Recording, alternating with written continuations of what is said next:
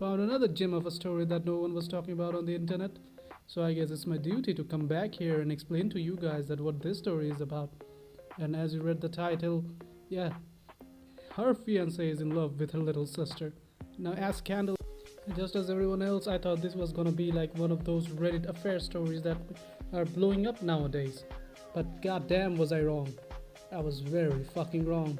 This was made by Japanese people and they know how to make depressing things even more depressing. And God, they do not disappoint on this one.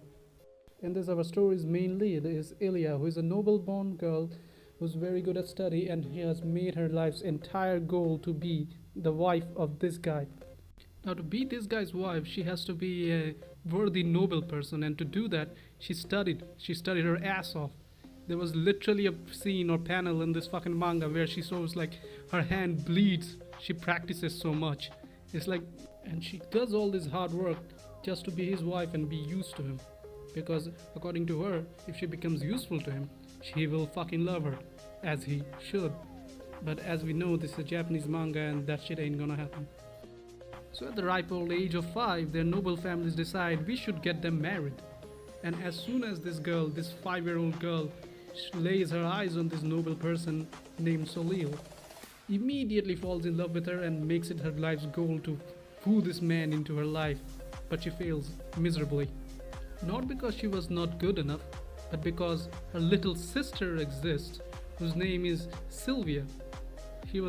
Now Sylvia is a good-for-nothing pretty little thing, whose only redeeming quality is that she looks very good.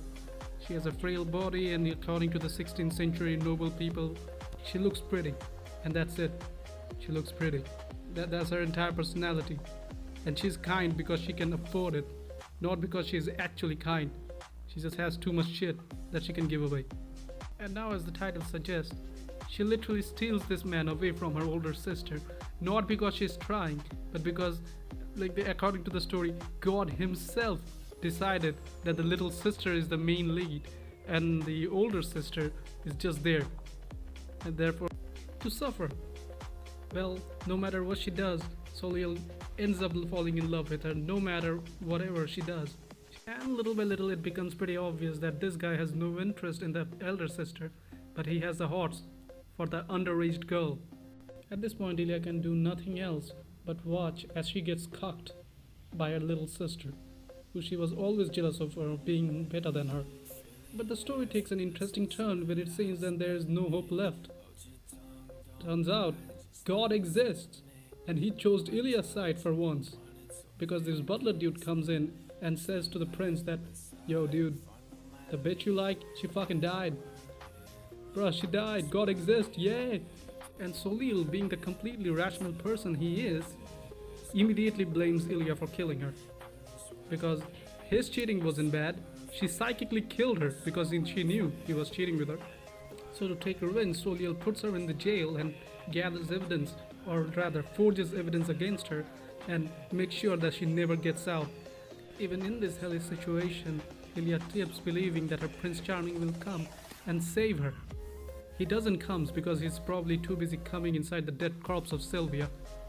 No joke, by the way, he actually looks for prostitutes that looks like Sylvia in order to bang Sylvia in afterlife. And to add insult to the injury, he also kills Ilya's bodyguard, who was like a very noble knight who did nothing wrong, just as payback. And then the chapter ends as she dies out of dehydration. But God up there was thinking, wow, that was fucking hilarious. It's time for a time loop. Turns out Ilya is trapped in a time loop where every time she dies, she comes back into the same situation where she introduces her little sister to her husband or fiance, where she keeps falling in love with Sylvia and keeps cucking her, and no matter what she does, he will keep cucking her. No matter how much information she takes or fucking gathers every time she dies and comes back into the time loop, nothing stops him from loving that girl. At one point, a cosmic entity named Croak shows up, who's trying to help Ilya, and even he fails because he can't stop this guy's entire energy, and he can't stop Ilya from getting cucked, because even God wants Ilya to get cucked and suffer. So from this point out, the story becomes each and every time she tries to save herself from the pain by not loving this man, but she can't help it. She keeps falling in love with this man, and this man keeps falling in love with her little sister, and this thing keeps happening again and again and again. No, and she tries. She keeps trying. Once she tries to actually stay away from this family. Once she runs away, then ends up in a brothel, and then she fucking dies. Every time she dies, turns out the time loop repeats, and she can't escape this fate. Nothing helps. She's just a pawn in some bigger game. This entire thing is stated that your lives are controlled by gods, because at one point even the prince realizes, dude, I am a fucking asshole and I should not do this. And I don't want to do this, but somehow I keep falling in love with this girl. After this, the story becomes like how God is spoon feeding Sylvia happiness. Meanwhile, our best girl is fighting for crumbs and she doesn't get any, no matter how hard she tries. I don't want to spoil much, but she takes many routes. In one of the routes, she tries actually saving the sister from dying. But no matter what she does, the sister will die eventually. And even if she doesn't die, then the elder sister will die because of reasons. Once she gets pregnant, the other time the little sister gets pregnant, whatever happens, either one of them ends up dying and the other one dies soon after. No matter whatever she changes, the only thing that remains constant is her suffering.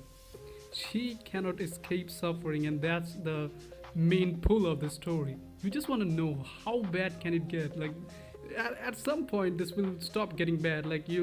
I was expecting she will turn into fucking Rick Sanchez out of sudden. Like after doing this like 10 times or maybe 100 times, she's like, nah man, I don't love this man, nothing fucking matters, I'ma kill this little sister myself. But that doesn't happen, and she keeps fighting back. And when she doesn't, she gives up. I'm like, okay, I can't make this man fall in love with me, I'm not gonna try. And things get even more sadder, where you're like, okay, apathy is good, no one will feel sad anymore. But it gets sad. And it is weirdly relatable, because we all remember doing something that we didn't know why we did it, but we did it anyway. This shit just made me feel like, but fuck Patrick Bateman. Patrick Bateman ain't shit. This girl is literally me. It is very relatable and very sad. If you're a sucker for depressing mangas like me, give this one a try. It's really good, but it's still ongoing and the story haven't been concluded. But it has its charms. It's weird and it's sad, and it just grips you somehow. For the future, I have more where this came from. I will come back with another video probably next year. Goodbye.